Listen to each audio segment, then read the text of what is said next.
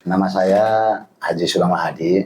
Kebetulan saya tinggal di Desa Kertasura, Kecamatan Kapetaran, Kabupaten Cirebon, sebagai seniman pelaku seni sekaligus sebagai manajer operasional Sandiwara Jayabaya. Seni di Kabupaten Cirebon itu saya kelompokkan menjadi katedral mutasarurah. Katedral itu ada sanggar karawitan, ada sanggar pedalangan, ada sanggar musik, ada sanggar suara, ada lukis, dan ada sastra. Karena di Cirebon itu sampai sekarang ada 560 grup dan sanggar. Kalau jenisnya ada 60 jenis kesenian di Kabupaten Cirebon itu. Bahkan analisa saya mungkin Cirebon paling terbanyak, Mas. Dari teater, kan ada seni helaran, ada seni pagelaran. Kadang-kadang orang awam tidak bisa membedakan bahwa ini seni helaran, ini seni pagelaran. Kalau seni helaran itu seni yang bentuknya bisa jalan, Mas. Contohnya buruk. Tapi kalau pagelaran seni yang bisa manggung di atas panggung saja. Nah itu pun terbagi.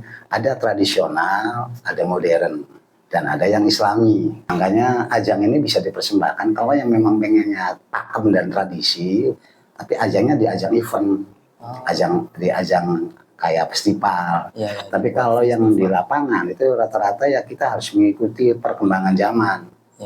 Ada yang bilang ini hilang dari pakem. Ya memang iya. Karena mereka bicaranya taunya pakem aja, tidak mengetahui kebutuhan perkembangan zaman.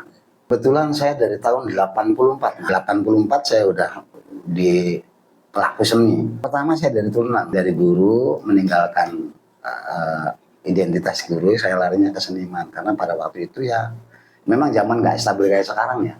Kalau zaman dulu kan gaji guru berapa. Sekarang seniman itu bukan dikatakan sebagai kan sekedar hobi. Sekarang seniman itu bisa dikatakan sebagai mata pencarian. Alhamdulillah Mas, jadi dari pemerintah pun sudah mulai ada perhatian.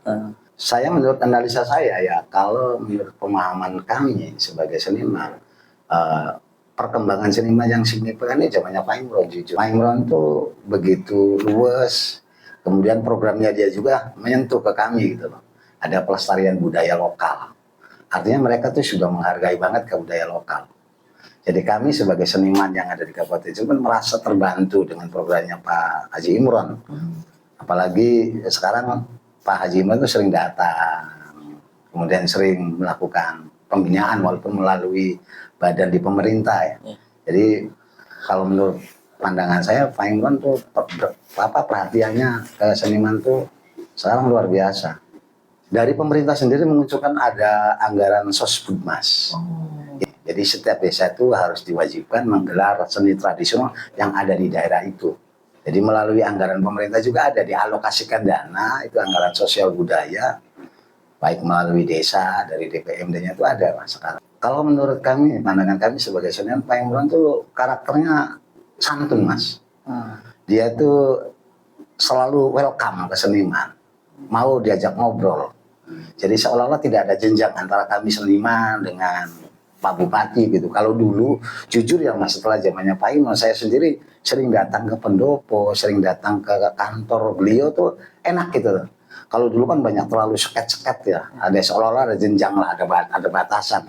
Kami sebagai budayawan dan seniman tuh untuk ngobrol sama beliau. Kalau sekarang zamannya Pak Imron tuh dia tuh welcome banget. Bahkan dia sering mengajak ke kami tuh ada ngobrol setiap seminggu sekali tuh Mas, di kantornya beliau untuk ngobrol bagaimana membahas ke depan tentang seniman untuk pelestarian. Karena jujur di Cirebon itu ada 60 jenis kesenian, Mas. Sampai hari ini, Mas, yang aktif itu hanya jumlahnya kurang lebih 16. Yang lain tuh mati enggan hidup tak mau gitu. Karena memang ya kalau dulu perhatian ke senimannya kurang, sehingga seniman tuh banyak seniman yang punah. Kayak contoh yang punah kayak Cintren, Tarli. Sekarang nggak ada, Mas. Hampir anak-anak sekarang kurang mengetahui bahwa itu sebenarnya seniman Cirebon itu asli Cirebon itu ada. Orang-orang sekarang kan yang dipakainya seniman-seniman modern ya, kayak organan, band. Tapi kalau Pak Haji Imron itu seolah-olah menyentuh ke akar bawahnya. Ada apa nih daerah ini, ada ini seolah-olah dibangkitkan. Banyak PR sebenarnya Bapak dengan kami juga pernah ngobrol tuh Mas. Kalau dulu kan Bapak hanya jenjang waktunya berapa tahun ya Mas. Sekarang mudah-mudahan ke depan Bapak bisa memenuhi Bapak janji Bapak ke kami.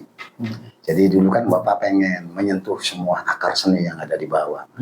Sebenarnya seniman itu kalau boleh saya katakan seniman itu enggak cengeng Mas.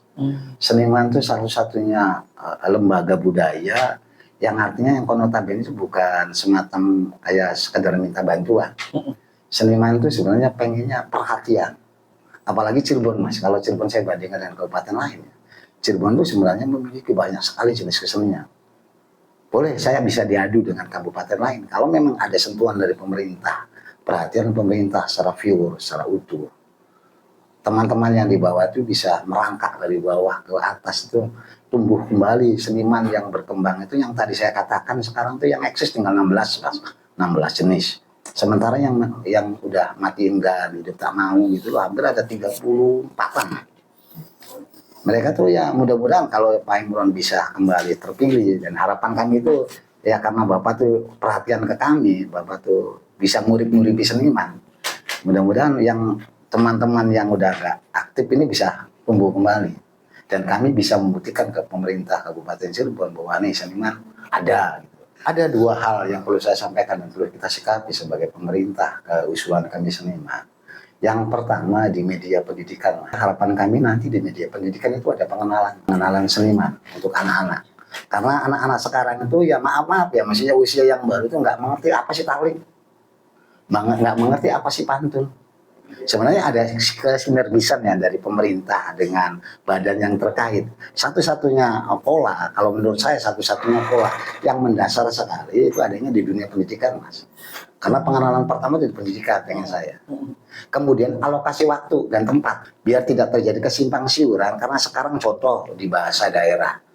Di situ kan berbunyi Mas dibahas setiap di ajaran sekolah itu ada namanya bahasa daerah. Itu harus bisa mempilah-pilah gitu. Kayak bahasa Sunda, kayak contoh di daerah saya Kapetakan Mas. Nggak mungkin Sunda masuk ke Kapetakan.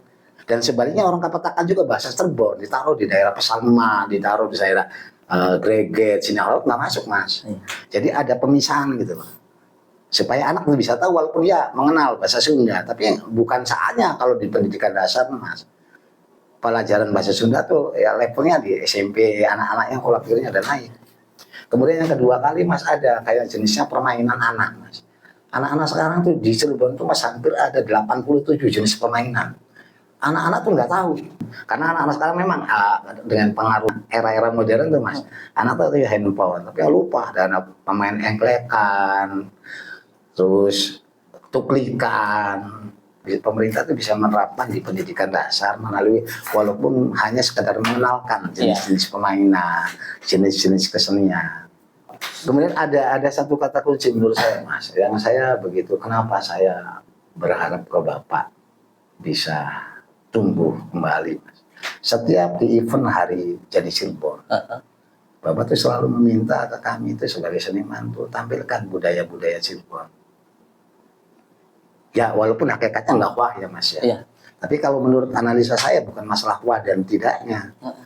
Tapi kalau menurut analisa saya betapa kayanya Cirebon. Kalau seandainya di event-event acara pemerintah ditampilkan kayak tarian, sintren, genjreng, peroka, kuda lumping.